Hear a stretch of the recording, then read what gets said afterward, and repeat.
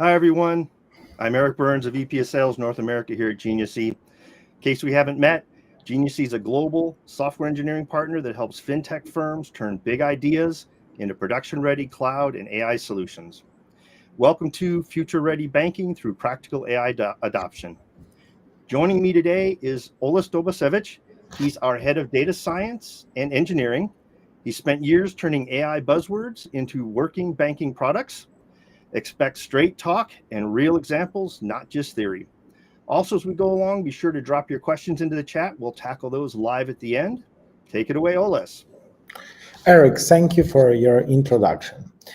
So today we would be speaking about AI in fintech and actually what are the possibilities and what are the ways to implement. Okay, so the plan for today is next. We will start from introduction. I would tell you a few words about myself. After that, we will talk a little bit about what's going on in financial domains, and we will talk about some real life issues, real life problems. After that, we will dive deeply into why you as a financial product may lose clients, or why players on the market are losing clients. After that, we would dive into real life use cases. We would talk a little bit about actually our experience in helping to develop a fintech product. We would also talk a little bit about risks and how the future would look like. And after that, we would have time for question and answer. Okay, so let's start from introduction. So as Eric already mentioned, my name is Oles Dobasevich. So I am actually head of data science and data engineering here at Genius E. Previously, I was a CTO at YC and Techstart-based companies. I also have research experience in different domains. I was working with such big names like Meta. I have also 15 plus years of experience in development, especially in AI, data science and data engineering. I was working with data science even as it was not as popular and even not was called data science, it was called statistics. And I have completed over 30 plus AI projects in domain. Some of them were in domain of fintech. Yeah, so what is currently happening in financial domain? That's really important to understand in the beginning, because it would give you some insights of what's going on and where everything is going. So the first trend I would say is that actually we are currently in a new era. So this is not the first time we are in a new era. That was already happening before. So what AI is actually bringing us, it bringing us the same as mobile era. It bringing us some new opportunities. It bringing us some new challenges. The same actually happened when actually mobile came into, because everyone start thinking, okay, so there is everyone is using mobile, so we can now move our wallets to mobile. And then change user behavior, client behavior, because they didn't start taking cash with them. They start actually using mobile more and more for cashless operation, and that changed the user behavior. They started to request more personalized banking, and they start actually to doing a lot of transactions in their phone, except instead of actually web browser or other thing. And the potential is the same thing would happen with AI. So more and more actually interaction would be happening with some form of AI, or with some form of copilot, or someone of AI agent that would be helping the client to complete his operation. Now, Oles, I see you've covered the impacts on the businesses. I'd love to hear more just how rapid of an impact you think that AI is going to have compared to these other eras that you talked about. Yeah, so let's give a simple example. You are doing transaction. So how was looking was I would say even before PC era. So you were going to the bank, and you actually all what you needed to actually to fill some documents. You need to fill some formulas. You need to actually to do some like boring like work, and maybe after like, I don't know, 3-4 hours, like the transaction would be made. That's rapidly changed like when the internet era came in, for the reasons that it started like you start having an ability to actually to don't go to the bank, but rather to actually to do like that like from like some type of web browser. The transaction itself are start like transferring like more quickly. With the cloud era, that like started to become more and more accessible. You could now do that like even like from your home like PC, or like from ever else where you have like web browser. What happened like with mobile era? With mobile era, actually you start to be able to do that like from your phone. You can now like send like transaction, and like it even like start like to doing like rapidly, like with even like with PayPal, you can pretty easily like transfer like some money in a few seconds, and they would like immediately appear on some other account. And there is like tons of solution on the market. But also what like this mobile era actually brought, it also brought like a high personalization. So what was not possible, in example, like with cloud era and internet era, that was actually that you cannot analyze your spends. With mobile era nowadays, like you in this mobile apps, you usually can see, or there exists like some third-party apps that provide you that. There you may see like a lot of like nice charts and a lot of nice statistics all around like your actually or your like actually spend. What would I assume would change like with the AI era? Those like banking like would become like more and more like personalized. In example, like those charts like would be possible to create, like there would not be like some predefined charts. You would be able to actually to create like charts by your own, by just asking like your mobile application to generate you some type of charts or answer you about like some insights. An example, how much did you spend like for food like last month, or like how much you're paying like for subscriptions, how much are you paying like per Netflix, like whether like the price like increase or decrease or stayed the same. And for all of that, you can actually be able to ask like with this mobile era, with those AI pilots that would be suggesting you, that would be helping you, that would be actually doing part of your job. Because like previously, I would say in cloud era, like to analyze your spends, you would probably need like some financial analyst that would collect like all your like extract like all your information, like do some spreadsheet analysis, some data analysis, and just then like you would be able to have like some type of report. Like with AI era, that actually would rapidly change. We already like see some of such products like currently on the market. Yeah, let's go like to the next like change. So what we see like here at Genesee as a next trend, and that also is actually is mentioned in Anderson Horowitz report, that actually labor is becoming a software. What I mean under here, that those AI pilots like would be not like only something that would be used by a client of a product, that would be also used by internal employees. So your employees like would be more and more like actually interacting like with AI as their like as those who would be helping them. Like previously, what we saw as a trend, that amount of users, like actually amount of employees needed to be increased, like for the reasons that number of services it would be increased. I would see that potentially the number of employees was not like increased nowadays as rapidly with this new era. But what would be important, like for those employees could need to know how to operate like with this AI agent that would like help them to actually to accomplish their role. But I mean, Oles, do you think AI is going to be coming for their jobs? So what does it mean for the employees? I would say that AI would come like for the jobs of people who would not be using AI. For those who would be like using AI, actually it would be like some type of superpower for them. So they would be able like to do like ton of different tasks, like by actually delegating, by orchestrating like this AI agent. I would not assume that the number of employees like actually would decrease rapidly. I would say like we even saw that already in medical domain. So like each doctor like were afraid like of rise of AI and that AI would like replace them like on their jobs. What we see currently is that there is still lack of doctors, and there is like still huge need of doctors like in different like parts of the world.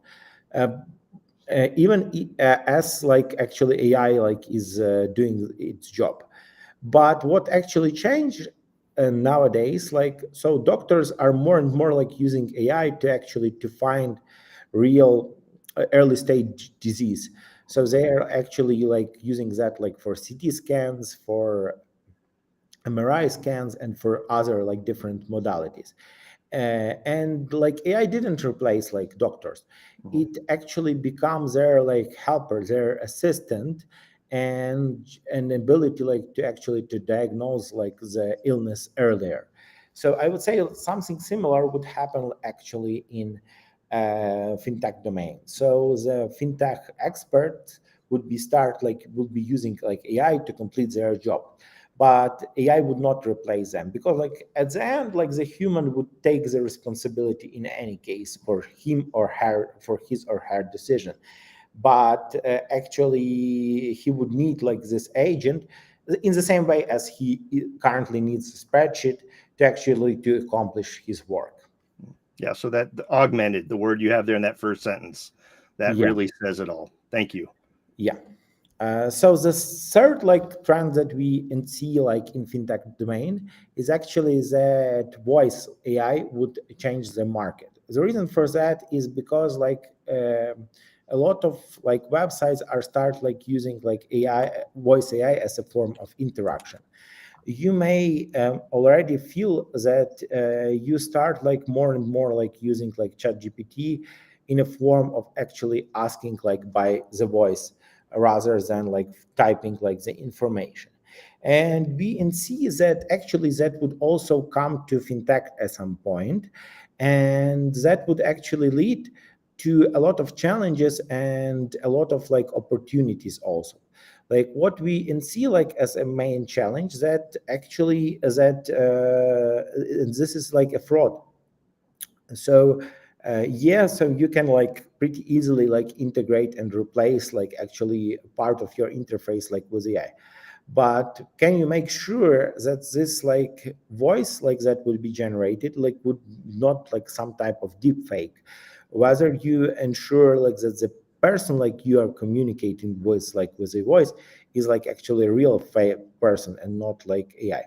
There would be also like a lot of challenges in actually learning like this AI voice AI agent to understand like some specific words like mortgage, credit, investment, and so on. Those AI agents are becoming like smarter and smarter every day, but to become like them like a full financial analysts and like to help like financial analysts, there need to be really good like in this slang. And like actually that would be also like very important like to know how to understand how to design that in that proper way. Yeah, so that's like actually our three trends that we are see as a main like drivers and a main changer in fintech domain. So why you or maybe like businesses like on market are currently like losing clients? So we usually like see three main reasons. The first reason is actual lack of innovation. So the problem could be that the part of the industry is already in AI era, but the other in this part of the industry in mobile era. So you need like actually to be innovative enough. So if like everyone is moving forward to AI era, you need also to move forward in this AI era. So there is like no chance like to put like on hold everything. You need like to actually innovate and go with that. The other like issue that we see is actually insufficient additional value for a customer. So there is like no, it doesn't make sense to just integrate ChatGPT like into your product. It would be AI, but like whether like it would solve like any problem like to the client. So you need to think how to cleverly integrate to your AI into your product. And the third like option is actually lack of scale. So you cannot integrate that like to one user. You need to integrate like to as many users as your competitors are doing. You also need to ensure that the quality that you are delivering to all of that users are the same level good. So like that not like only 10 users are receiving like the high quality AI, but all of your users are receiving like this high quality AI. Yeah. So like someone is losing clients. So what are like the opportunities for him like to actually to create like something new? So I would tell you a little bit about like our use cases that we were developing internally not internally with our clients at Genius. So let's talk about them. The first use case that we did like with one of our clients is hyper personalized banking. I already mentioned to you that actually mobile banking, it's like a previous era. This like personalized banking that was good enough, and that is still like a huge like update like from this old system where you cannot like find anything. And you needed like to log in like with ton of passwords and other stuff. But like with AI era, you actually need to bring like something new. What you can actually bring, like there's a simple chat like would not be enough. What properly would be to do would be to actually integrate like your chat like with all the client's information and make it also in a proper secure way. So what we were doing like with our clients, we were actually creating like a chatbot that had access like to user specific informations and were able to answer them like to the questions that they want. In example, how much like did they spend like for like some products, or how much did they actually need to save like for the next month like to actually to reach like some specific amount of saving, or how much would they actually you spending like for traveling and so on, or like to give some hints about like something like what better to cut like or like what better like to reduce. So we actually analyzed together with our clients like those scenarios, and we designed like a chat bot that was integrated together like with all the user information in a security manner, so it didn't have an ability to edit like any information. And like was helping user like to achieve their goals or to answer their question. Well, and I'm sorry, Ellis, I'd love to go back to that other slide for a second. So conversational AI is really near and dear to my heart. And I know that any database, any front end, hey, that's table stakes. A lot of firms are doing that. But I'd love if you give me some more details when you talk about any vector storage or any large language model, a little bit more about Geniusy's experience at interacting and integrating with systems like that. So in example, like about like vector storage. So what is vector storage? Vector storage is type of technology that allows you to answer not only about like table data information, but also about like some like unstructured data information. In example, like that could be like some PDF documents that user upload, like some bills that he uploaded like to your application. What we actually were doing, like an example, like with vector storages, like we are actually like integrating like to our chatbots, like not only information like from the databases, but also like from the vector storages. We actually also like were like testing like different LLMs. Or like for which would work like for what purposes. The LLM's question is also like pretty tricky, because like the cost optimization for LLMs could be like really a tricky question. In example, which LLM to choose. So there is like tons of the market. They all state that they are the best, but like whether that's the best like is really like the best. I mean, like from perspective of cost, from perspective of speed, and from perspective of effectiveness. Yeah, they may give you the answer, but like whether that would be good for you if they would give you an answer like in 5 minutes, even if they are the best. I don't think so. Yeah, let's move forward. The second like use case that I want to tell you about is actually fraud detection. This domain is actually rapidly changing, and the main reason why it's rapidly changing because like those like new and new errors are actually arising. So like the previous like fraud detection was pretty easy because it can even manually, the amount of transaction was not as much, so they were not like processed like in real time. So you could even like put a person like that would be checking like all the transaction, and if it would find like something suspicious, it would he would identify that and would actually just like what would not do it's this transaction. What's nowadays are happening, actually, first of all, like that I mentioned, like we see more and more like new type of frauds. And the second one, the second thing that's happening is actually those transactions are happening like in real time. And that's like a really complicated question. And what we actually were doing like together with our clients, we were like actually integrating like the database called like Tiger Graph together, like that is like a vector database. And the interesting thing like about like vector database, that they are not like only like saving information, they also are saving relations between that information. And that's really cool like for fraud detection. And we were analyzing those linkages to actually to identify like the potential frauds on the market. Like, and that's usually done by if you have like a one actually rotten apple like in a group, then potentially like the other like players in that group could be also like rotten apples, and you should mark them like in the way. We are like a lot of like actually huge players on the market like actually using like the same like approach like for analyzing with vector databases like their like transaction.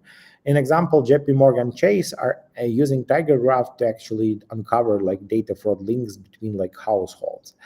Intuit and New Day are actually using like Tiger Graph like for actually for fraud detection like mechanism for transaction fraud detections and actually identifying like which transaction are frauded. The next use case that I want to tell you about is actually about like RegTech. So what is like RegTech? So and why it's like 2.0. So regulation like is very important and critical like part like of financial of fintech, because like there is like a lot of limitation and you need to care about them. How usually that's done, you have like an expert, and that expert like reads like ton of information, checking like with a lot of books, a lot of information, and like just then like tell you whether that's possible to do or not possible to do. What we were doing like internally, like for as our internal project, we were designing like chatbot that were collecting data from verified like sources on a daily basis, and we're helping like to ask like answer like our fintech guys for specific like questions based on like not like only information that he knows, but with a proper references. So you may actually double check like by yourself like why he assumes such things or another, and you can actually verify like that. So the technology under like this RegTech 2.0, it's called like retrieve augment generate. That's a technology that allows you to retrieve a specific chunk of information, and based on those retrieved like specific chunk of information, actually generate like the proper answer. And that's not only done by GenUC, that's actually done by huge players on the market. In example, like actually Citibank are using that to assist like their customers to answer like for a specific question. JP Morgan is using that technology to actually retrieve like an information about like some specific like user emotions and whether they are like actually did some stuff. HSBC is actually using that to actually to also help like their users to find like the proper answer. Yeah. The one of the last like actually topics that I want to tell you about is actually called document intelligence, and that's like really interesting use cases, because like in fintech domain there are a lot of structured data. You have like a tables of transactions, you had like a lot of like other specific information, but whether there exists like something more interesting, Definitely, yes. There is like a lot of unstructured data, and that's like at least like that data that you receive by your mailbox about like either your bills or like some other stuff like some insurance documents or other things. What we actually help like to do with for our clients, we actually help like to transform this unstructured information into structured information by actually creating like an AI agent that were extracting like here in example like this lines, extracting like in each line item the name of the item and the amount how much that item did cost. And that's AI agent like with a pretty high confidence could actually identify like what are like the spans like or what are like the line items and what like are the information. um, we even have like a case with one of our client when he actually completely replaced, so like in his actually in his like office, so all this like bills like were processed like manually by fintech guys. And what he saw that those like fintech guys like when they are tired, when they spend like were working like on their jobs like for whole day, at the end of the day they're pretty oftenly were making like mistakes. And what he actually changed, he actually replaced like those entering like into the system with actually with digital mailbox. So all his like data were like scanned. Then like from that like point, it was like transferred like to actually to the actually AI, and AI were like identifying like how much need to be paid and to what client. And that was like really interesting because the fintech guys like start like having like only two options. They have like one option to pay or like and like recheck, and that's actually reduced like the error like pretty high. So they stop like having like actually like some like transactions that need to be returned back. They start like operating like much more efficiently and like actually having like much more better results. Yeah, and we actually also did like the same like system, but like actually in healthcare with one of our clients. So we were analyzing the bills like that clinics like receives like in EOBs, and we're actually extracting them and transforming them like to into proper structure form. When we are talking like about like those use cases, a very important like question is like whether that's like makes sense like to build or to buy like this system. And here like actually what you need like it's and here is actually the first thing that you need to consider. And the answer would be pretty simple: whether you feel that developing such type of AI solution would actually bring like any additional value to your product, or that's like actually this is something like to actually to be on the same level as the other players. If that's something that to be on another like level, on the same level as this other player, that's definitely make to actually to sense to buy that system and use something that's already like existing like on the market. But if you feel like that this is like some of type of innovations that you want like to go to your clients, is actually like something that it makes sense like to build. The good like first point is to actually start like with something that we are calling like AI ideation, and here like where like we as a Geniusy can help you with. Okay, so we talked about like what are like the possibilities. We talked a little bit like what are like the huge changes in the financial domain, but like what are the risks? So there are like no solutions come without no risks.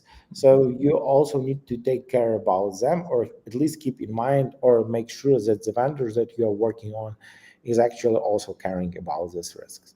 So there are like several like risks that we usually see. The first one is AI is rapidly changing. And it may sound like not as bad because like something that was not possible like a long time ago is now becoming like possible. But like what's important, it's during like the project development, it's very important like for your vendor to actually to like to start like checking like whether or not something like new appeared, because like even like with this like short time of the project development, a new technology can arise, and that would like actually either reduce like your cost of development, either like actually would change like how you would do that your project at all. So that's like very important, like to have a vendor that would be caring about that. The next thing is that AI can hallucinate. Yeah, AI is actually improving like within the time, but still like in such domains like in as actually fintech, we need to care about that. We cannot just like output the same just those that we receive like from AI. We also need to take care about like whether AI didn't hallucinate and whether there is like some source of truth to the answers that actually AI generate. The second like one is actually shifting of regulatory and ethical standards. Yes, so actually AI is actually bringing like new challenges and may some regulatory like arises that would not allow you to use AI. So you need also to take care about that.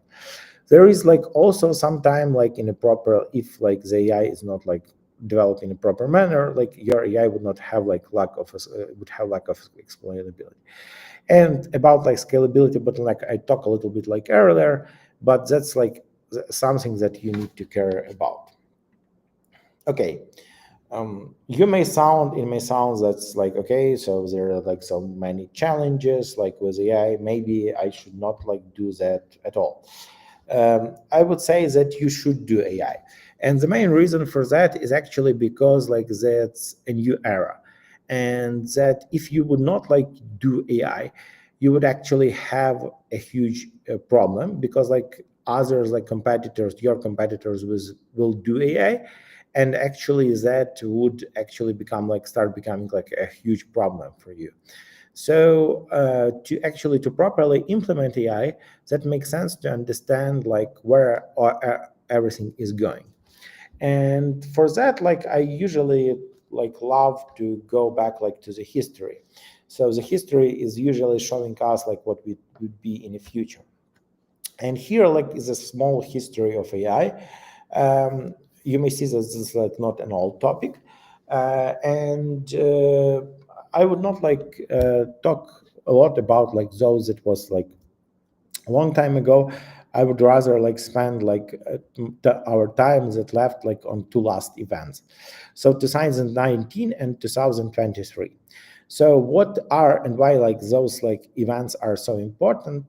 So because they show like where AI is going. In 2019, what actually happened? So AI actually overperformed like Dota 2, and you may say like, so what? Like, why should I care about like overperforming like Dota 2? I haven't even played Dota 2 at all. So the reason for that is actually because like how the game is structured. So previously AI were outperforming like chesses, Go, and other. So what the difference is that actually Dota 2, it has like infinite number of states compared like to this game. The Go chess, it also have infinite like number of states, but it has finite number of states compared like to this Dota 2. So that's like really a huge breakthrough, because like in the game like where you don't know like what to happen next and what state like were existing, and whether AI saw like such case previously or didn't saw such case previously, AI actually overperform like the best players. Yeah, that's really cool, and like that's showing that AI would start becoming like an agent that would can help you even in those situations that haven't like previously occurred. What happened like in 2023 is actually that ChatGPT now could start like speak, see, and hear. Why it's important? Actually it is important like because like that's like actually showing that AI could now like work with different modalities, and that would actually where like AI would go. So it would be start like working like with more and more modalities. So we see now that AI, you can now upload like PDF documents or docx documents or some other like documents to that seeing like this is like a new modalities, and we see that actually AI can work now with them. we see that AI is now can be able to generate like content. It still cannot like generate you, I don't know, rap songs. Yeah, but I assume that in near future, what would be able would happen, that AI would can receive like any type of modalities that he could even not see before, analyze them, and output you a new modalities that you request him into. I would envision that potentially that can be even used like with some robotics applications. So AI could read like the information like from whole sensors that like the robot like are providing, and provide like response to the robot, like where to go or where to move, or like what type of fintech advisement give to you. Yeah. So, and that's like actually not like the end of the story, because like there is like also a very interesting like prediction like from the Oxford and Yale professors. And what they're saying, like they are saying that AI is actually would overperform like the human in a lot of tasks. In example, in such tasks like SMS, in such type as even AI research, in such type of like as writing like New York Times bestseller. That's already open question whether AI would already overperform like human in AI in a New York Times bestseller or not, because like we already saw like a lot of books that are generated by AI and that are like in best selling like of the Amazon. So that maybe I would say maybe not New York Times bestseller, but Amazon bestseller that already could as something that we can state that already happened. And we would see that AI would like land into more and more like field. That means that it would also land in fintech domain, and you would need to be prepared for that. And with a proper like vendor as us, we can help you to actually to go to that. So now we have time like for questions and answers. So I would be happy to answer to your questions of any types. Great. Hey, thank you, Oles. That was very, very interesting. A lot of those topics we could spend a lot of time on completely. And I do want to remind everybody, please do drop your questions into the chat. One of them we've got here: how can banks identify the most valuable use cases for AI adoption with minimal risk and fast return on investment? Yeah.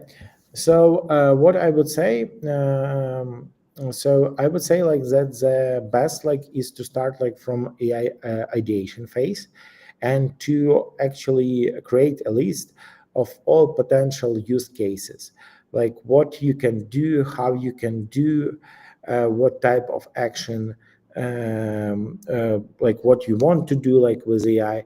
Then you need to estimate like how much time it would take you to develop such thing, how much cost like would be actually that would take like with either like internally, either with some vendor. And based on this like simple like actually simple like action, you can identify like those cases that would actually bring like you the largest return of investment. You already heard like about like some potential application of your AI. You may just like think like whether they would bring like you enough value. We can actually help you to estimate how much they would take to develop, and by that like you can actually identify like the best ROI. Yeah, that AI ideation package does sound nice, being able to review all the different collections of information you have when it comes to AI. Data is king. Another one here: what infrastructure changes are needed to support AI adoption across legacy banking systems? Yeah, I would say like that's highly dependent like or where like your like legacy banking system is hosted. If like it's hosted like in some cloud like system, I would not say this is as legacy. That means that you can pretty easily like integrate like AI service like into your product, and that you can pretty easily like integrate like AI into your solution. If like your AI system like for some security your infrastructure for some security reason is actually on premise, you need to think about like GPU clusters where you would be like actually running like your AI agent, because like AI agents are like very GPU have consume like a lot of GPU memory. And to run them properly, you need to have like a proper like infrastructure for them, and that infrastructure is actually heavily GPU consumed. Okay, yeah, makes a lot of sense there. So, how should banks prioritize AI ethics, explainability, and regulatory compliance in customer-facing AI solutions? I would say that's like is something that you need to take care already in ideation phase and like add like as one additional column. So you need to think like whether your AI like system is actually like compliant like with the regulatory standard, whether it's like an ethical enough, like whether it would have like whether you would understand like why actually AI would perform like such type of action. What we usually do with our clients, we actually is like describing like some metrics like for all of these things, like to actually to measure like that like at the end of the project, like whether like we ensure like in some numbers that AI is actually ethical, explainable, and like fit like with all like regulatory standards. Cool. Another one here. What are the critical skills current banking employees need to develop to stay relevant in an AI first organization? AI first organization like sounds like really cool. I would say like that if you would be like first fintech AI first organization, that you would be like leader on the market. I would say like that even like the simple chat GPT skill at the point like is enough. So I would say like the chat GPT is like a good entry point like for each of your employee. If they are using like chat GPT at home, or if they are using like for some of their routine tasks, that's already a good like start. Because like they would can be easily they would easily adopt like to your internal system, to your internal chatbots and agent, because they already like know how to act with them, and they would even like request you for new and new features. Yeah, that familiarity makes a huge difference there, the experience. Let's see, how can generative AI and large language models be integrated into product innovation or personalized banking experiences without increasing operational risk? I would say like you need to start like form a small group like of users that you would be testing, and I think like the best the best group like all are like your internal employees that would be start like using like AI like that you plan to develop or you develop like internally.